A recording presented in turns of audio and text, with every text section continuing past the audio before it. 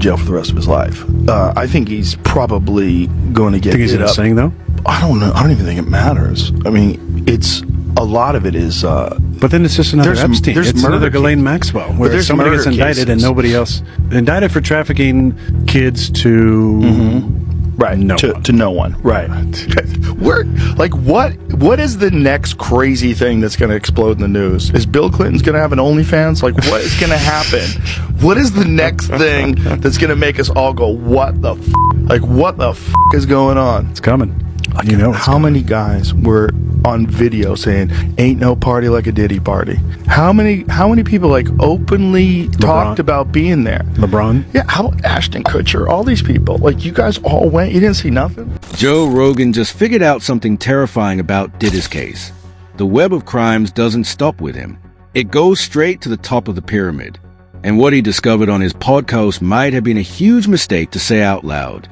So, in this video, we're breaking down the entire power structure from Diddy all the way up to the names at the very top. You're going to discover who the real players are, why certain names never get questioned no matter what, and why Joe Rogan might have crossed a dangerous line by discussing it publicly on his show.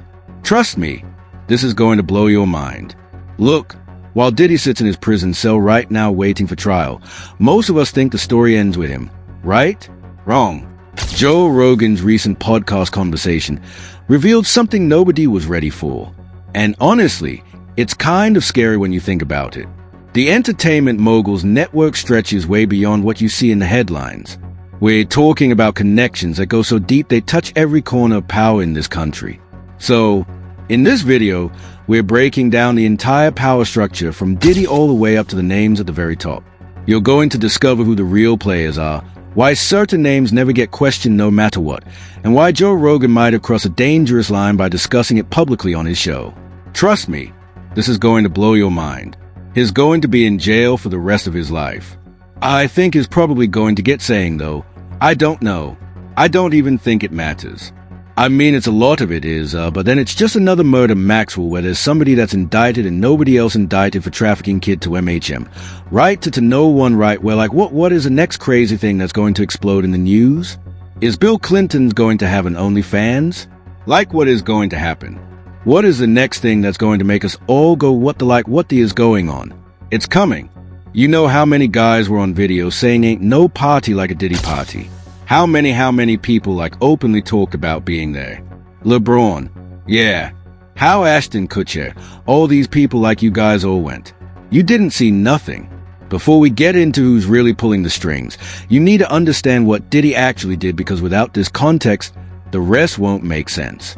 Right now, Diddy is serving time in jail. Thought these words would come out my mouth, but Candace Owens is onto something, and that did not feel comfortable at all. So Candace says the reason mainstream news is not picking up this lawsuit, is not paying attention to Diddy at all, is because of this man right here, Lucian Grandage. He is one of the most powerful men in Hollywood and music, and he been up in Diddy's room. So this man right here is Sir Lucian Charles Grandage. He's been the CEO of Universal Music Group since 2010, so you know he done seen some shit. So I had to go to the damn documents. I had to see if this man was actually named, and he is. As you can see, it says Lucian Charles Grandage, and it also says Universal Music Group. On top of that, it says Ethiopia. I cannot fuck up her last name. I refuse to. But she was also a big person in Universal Music Group. And then Christina Coramham, Lord forgive me, but she was like Diddy's. He was arrested and then indicted on some seriously heavy charges, as you already know. Now, federal prosecutors say he used his power and influence to force victims into terrible situations. And here's where it gets really dark. The infamous freak-offs. These were private parties where celebrities were allegedly drugged and filmed without even knowing it were happening. Can you imagine? You think you're at a party and someone's recording everything to use against you later. Over 120 people have come forward with allegations. And get this, 25 of them were minors. Kids. Guys, that's what we're talking about here. 50 Cent's recent Netflix documentary, The Reckoning, brought even more attention to the case. He wasn't afraid to put it all out there, and honestly, good for him. But here's what most people don't know. And this is a part that's going to change everything. Diddy wasn't working alone, and he definitely wasn't at the top of this thing. So, let's get into it. During one of his podcast episodes, Joe Rogan started connecting dots that most people were too scared to connect. He brought up Jeffrey Epstein, and suddenly the similarities between their operations became impossible to ignore. The conversation got real serious real fast. One of his guests asked, "Is he going to sing? You know, like, is he going to snitch on everyone else involved?" And this is where Rogan's brain just clicked. He pointed out something that should make all of us uncomfortable. The Epstein pattern.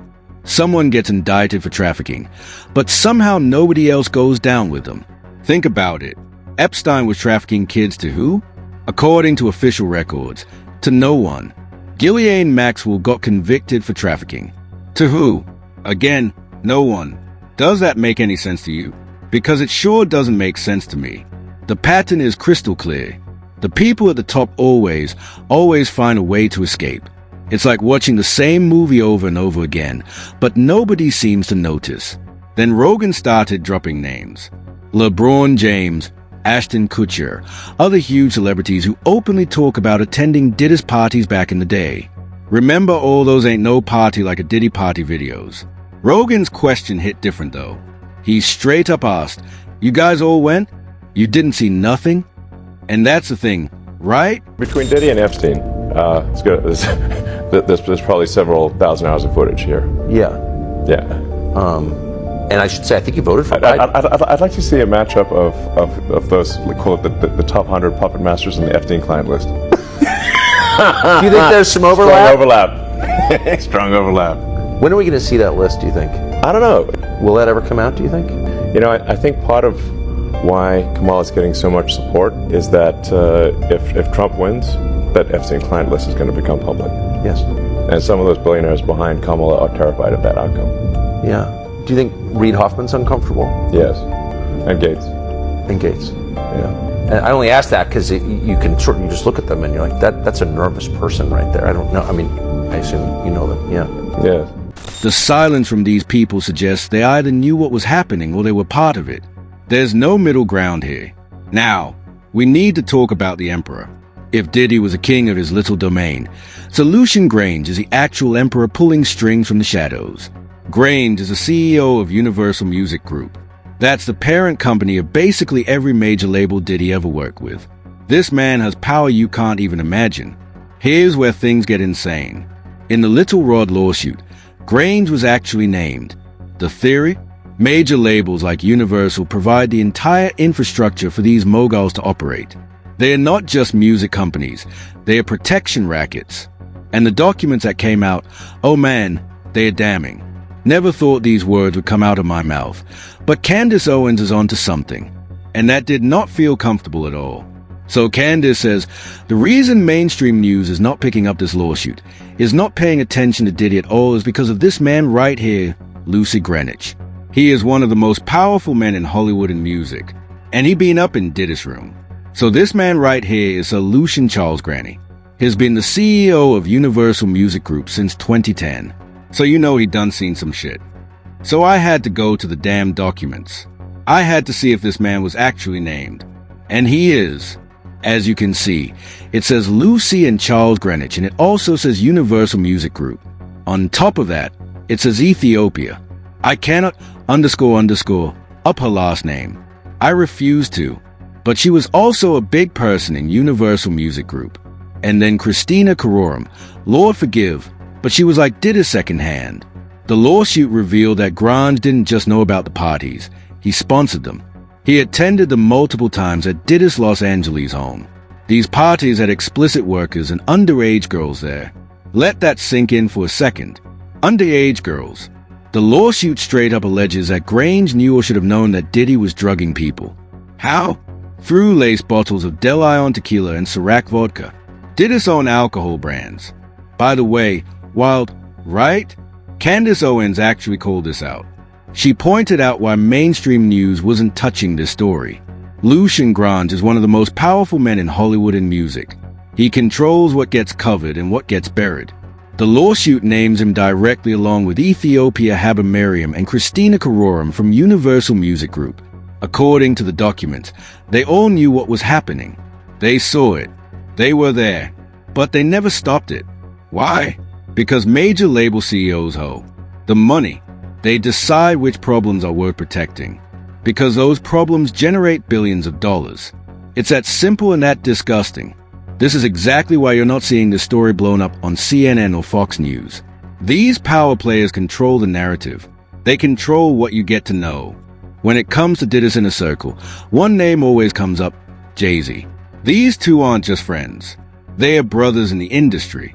Diddy once said that only 2 people in the entire world are allowed to call him by his real name, Sean. His mother and Jay-Z. That's it. Nobody else. Only one person. And I call him Sean. That's Jay-Z. We call each other Sean. Okay. Yeah. Nobody else could call me Sean. He's the only person. There's not a single person that should outside of family that should be no outside of my mother. Okay, that should be calling me. Yeah, they should be calling me Sean. Now, Jaguar, right? If you don't know who she is, she's basically the woman who's not afraid to say what everyone else is thinking. She sat down with Piers Morgan and dropped some explosive claims about Jay-Z and Diddy. But here's the crazy part. That full episode, it disappeared. Like wiped from the internet, almost instantly buried. Nearly impossible to find now. Why would that happen if there was nothing to hide? Just asking. During that interview, Wright asked a question that's been floating around for years. How is it that Jay-Z can sit down with Gayle King on national TV and never, not once, get asked about certain rumors or industry connections? She didn't hold back either. She called both Diddy and Jay-Z monsters. Said their power has been crushing the industry for literally decades. And people started asking the obvious question. Why would Jay-Z's personal high-profile attorney suddenly get involved in Diddy's legal mess? Coincidence, connection, or something way bigger happening behind closed doors that we're not supposed to know about? Jay-Z has never publicly addressed any of these whispers. And in today's world, staying silent doesn't look neutral. It looks like a choice, a very intentional choice. Joe Rogan talks about this all the time on his podcast. High-level elites don't handle their own problems. They hire expensive fixers and legal teams whose entire job is to make stories disappear. People like Alan Grubman. Ever heard of him? Probably not. And that's exactly the point. He's a power attorney who represents everyone from Diddy to Bruce Springsteen. These people connect the entire industry together.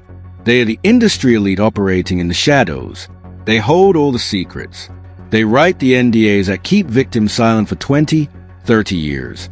They are above everyone else because they control information. And in this world, information is the ultimate power. If they decide your story doesn't get told, trust me, it doesn't get told. Whenever Joe Rogan has former CIA officer Mike Baker on his show, they always end up drawing the same comparison. Diddy's free course in Jeffrey Epstein's island operation. Theory isn't that Diddy was some evil mastermind who thought this all up himself. No, the theory is that he was a facilitator, someone put in place to do a specific job. Think about it. If Diddy was filming these parties and federal indictments say he was, then who was the footage for? Who wanted those recordings? The people above are the potential John Does hiding in the background. Politicians, CEOs, global elites who use Diddy's parties like their own personal playground. Between Diddy and Epstein, it's good. There's probably several thousand hours of footage here. Yeah. And I should say I think you voted for I'd like to see a matchup of those, called the top 100 puppet masters in the FD client list. Do you think there's some overlap? Overlap. Strong overlap. When are we going to see that list? Do you think? I don't know. Will that ever come out? Do you think? You know.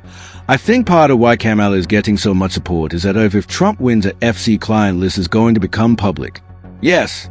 And some of those billionaires behind Kamala are terrified of that outcome. Yeah. Do you think Reid Hoffman's uncomfortable? Yes. And Gates. Yeah. And I only ask that cause you can sort you just look at them and you're like that's a nervous person right there. I don't know. I mean, I assume you know them. Yeah. Yes. And apparently there are thousands of hours of footage, not just from Diddy's parties, but connections to Epstein's tapes, too. If that's true, we're talking about a full-blown blackmail operation that spans decades. Elon Musk actually hinted at this on Joe Rogan's podcast. He suggested that part of why certain political figures get massive support from billionaires is because they're terrified. Terrified that if the wrong person gets into power, lists start coming out. The Epstein client list, the Diddy party list. Names like Reid Hoffman and Bill Gates got brought up as people who might be uncomfortable about potential revelations. And when Rogan asked Elon if Reid Hoffman seemed nervous, Elon's answer was just one word: yes. So, you have these guys like a Jeffrey Epstein-type guy who worked with the elite of the elite clientele. It's all movie stars, big-time politicians, world leaders, scientists, Nobel Prize winners, and they all meet together and have fascinating conversations and cocktails, and there's beautiful girls everywhere. Of course, what a great idea. And if you're naive and you don't understand honeypots, here's a quote from Maria Farmer, who was one of the accusers, from what was inside the house in New York. Okay, she said, there were monitors inside this cabinet. I looked on the cameras and I saw toilet, bed, toilet. She said, visibly spooked-like, I'm never going to use a restroom here and I'm never going to sleep here. You know what I mean? It was very obvious that they were like monitoring private moments. Yeah, of course. Maria Farmer was the one who worked at Epstein's office in New York, I think. And this was the house, Jamie. Yeah, I was looking up stuff on the house. That was like what they found. Wonder if the house still has __ cameras in it somewhere that they haven't found yet. They definitely will. Don't know. Yeah, you'd have to scan the __ out of that house. You'd have to take the walls apart. There's probably listening devices inside the walls. Like, who knows if this was like really an intelligence operation? Yeah, they probably had that house fully wired. Here's the facilitator model in action. Guys like Epstein and Diddy created protected environments, places where celebrities and politicians who couldn't party in public could do whatever they wanted. But here's the trap. These weren't just party spots. They were honeypots, places where elites could be watched, recorded, and controlled. Joe Rogan said it best. If this wasn't an intelligence agency operation, then it's one incredibly evil genius who figured out how to compromise everyone. Make people put their phones away. Tell them no one will know anything. But you've got cameras everywhere recording everything. The question Rogan asked next is the one that matters. Is Diddy working with somebody above him, or did he just get too far out there and lose control? Elon Musk brought up Jennifer Lopez during his conversation with Joe Rogan. And it wasn't about politics, it was about credibility. His point was simple but brutal. If people were that close to Diddy for years, where were the warnings? Where were the red flags? J-Lo was Diddy's girlfriend. They dated. They were together at events, parties, everything. So, here's the uncomfortable question. How many people did she warn about Diddy? 0. The answer is 0. This opened up something nobody wanted to face. If someone was right there in the inner circle and never said a word, what does that actually mean? Either they had no clue what was happening, which a lot of people find really hard to believe, or they knew something and chose to stay quiet. If they stayed quiet, why was it fear, loyalty, protecting their own image, or were they protecting someone even higher up the chain? These are the questions people should be asking. During federal raids on Diddy's homes, agents reportedly seized thousands of hours of footage. We're not talking about a few clips, thousands of hours. Commentators like Jaguar Wright and Gene Deal have talked about how this footage worked. It wasn't just for blackmail. It was insurance, a way to keep people in line without Diddy ever having to threaten anyone directly.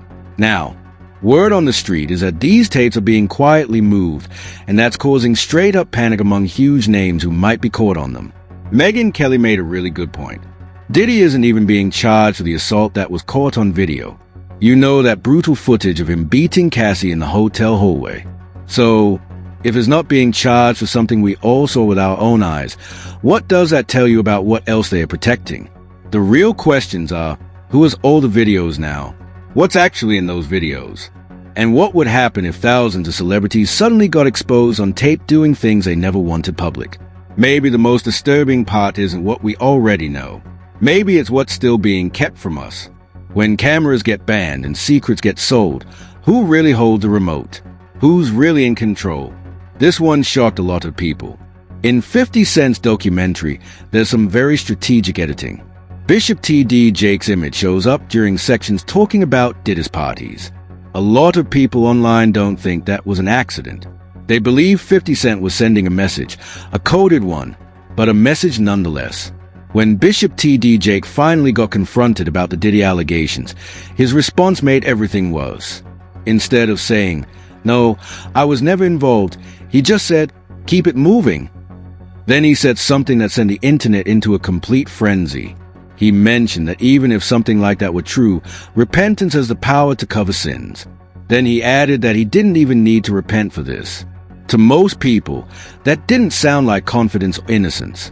It sounded like he was deflecting, dancing around the question without actually answering it. Jaguar Wright jumped on this immediately.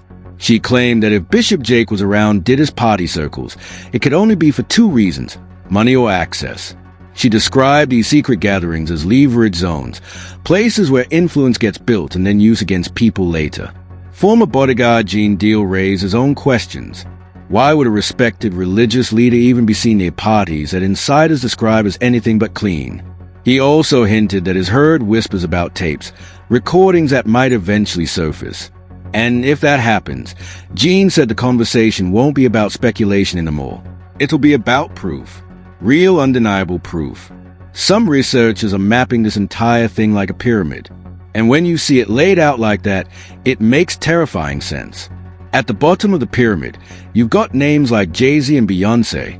Powerful, sure, but still taking orders from above. In the middle, you've got the major gatekeepers. People like Oprah, Clive Davis, and record executives who control access to fame and fortune. And at the very top, one hidden name that supposedly ties it all together. The influence doesn't just touch music or Hollywood. It stretches into politics, tech, and even religious institutions. Comedian Dave Chappelle talked about this years ago, but nobody really listened. He described the entertainment world as a trap, not just a bad contract or a tough industry, a system built entirely on control. When people asked him why he didn't just take his show to another network, his answer was chilling. He said it would be like running from one plantation to another. Different master, same chains. If someone as successful and powerful as Dave Chappelle felt completely boxed in by the system, what does that say about everyone else? What does it say about people who are just trying to survive inside the machine without getting crushed? So, after hearing all of this, from Diddy's alleged blackmail operation to the financial gatekeepers at Universal Music Group, from the Jay-Z connections to the Epstein parallels, from Bishop T.D. Jake to the power pyramid structure, what do you actually think is going on here? Is this just a bunch of coincidences all happening at the same time? Or are we finally seeing real cracks in something way bigger than any of us realize? I want to hear what you think. Drop your thoughts in the comments below. Seriously, tell me what you believe is really happening here. Thanks so much for watching. Stay curious, stay questioning, and I'll see you in the next one.